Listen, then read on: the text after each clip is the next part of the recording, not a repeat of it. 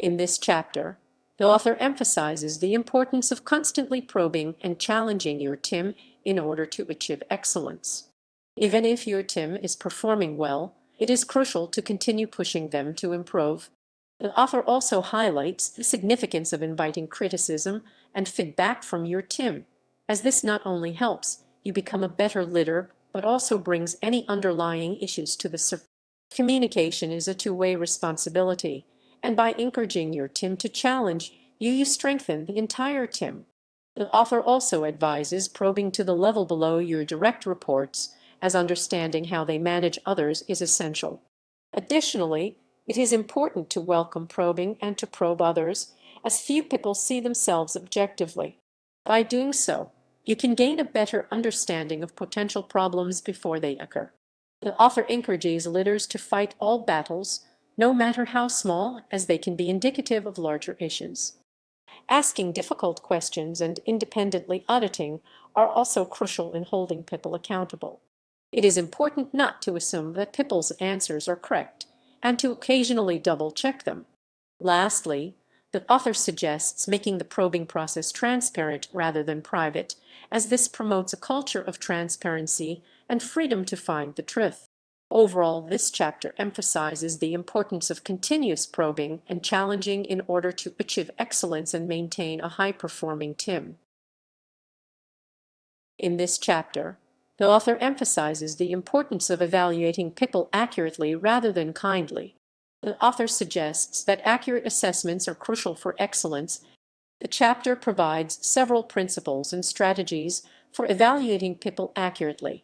One strategy is to use evaluation tools such as performance surveys, metrics, and formal reviews to document all aspects of a person's performance.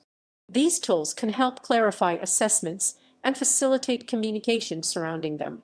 The chapter also introduces the concept of baseball cards or believability matrices for keeping records of people's performance.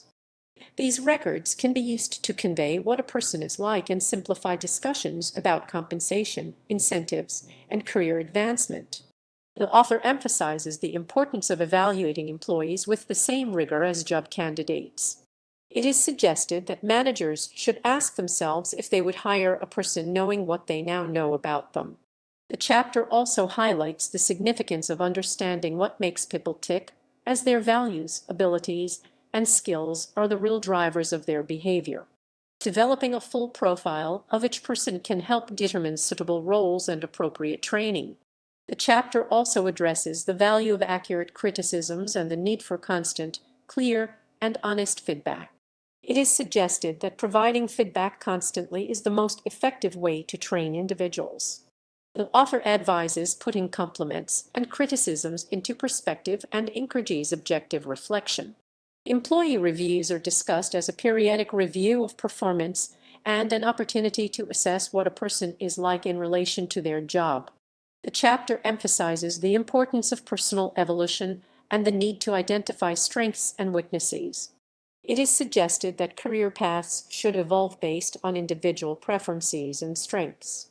The author also highlights the importance of looking at what people have done to learn what they are like and to understand how they can be expected to handle their responsibilities in the future. The chapter concludes by reminding managers to avoid the two biggest mistakes in assessing people: being overconfident in their assessments and failing to get in sync on those assessments.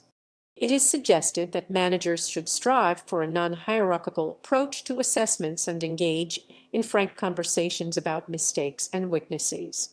The chapter emphasizes the value of reaching an agreement and documenting it for future success. Overall, this chapter provides valuable insights and strategies for evaluating people accurately and effectively. By following these principles, managers can make more informed decisions about personnel and create a culture of excellence. In this chapter, the author emphasizes the importance of training and testing people through experiences. They explain that training is not just about acquiring knowledge, but about guiding personal evolution. Both the trainee and the trainer need to be open-minded and willing to learn from each other. It is recommended to have at least two trainers working with each trainee to get different perspectives on their progress. The author also highlights the difference between memory-based learning and hands-on, internalized learning. They argue that experience creates internalization, which leads to a deeper understanding and better performance. It is important to provide constant feedback to put the learning in perspective and help individuals improve. The chapter also emphasizes the importance of treating everything as a case study and understanding the principles that apply. Instead of dictating what people should do, the author suggests teaching them how to think and make decisions. Mistakes should be seen as learning opportunities, but feedback is crucial for the learning process. The author also discusses the importance of recognizing acceptable and unacceptable mistakes and not allowing the latter. They suggest weighing the potential damage of a mistake against the benefit of incremental learning. Behavior modification is mentioned as a process that takes about 18 months of constant reinforcement. It starts with intellectualizing the desired behavior, overcoming obstacles, and consistently practicing it until it becomes internalized. The chapter concludes by highlighting the difference between training and rehabilitation.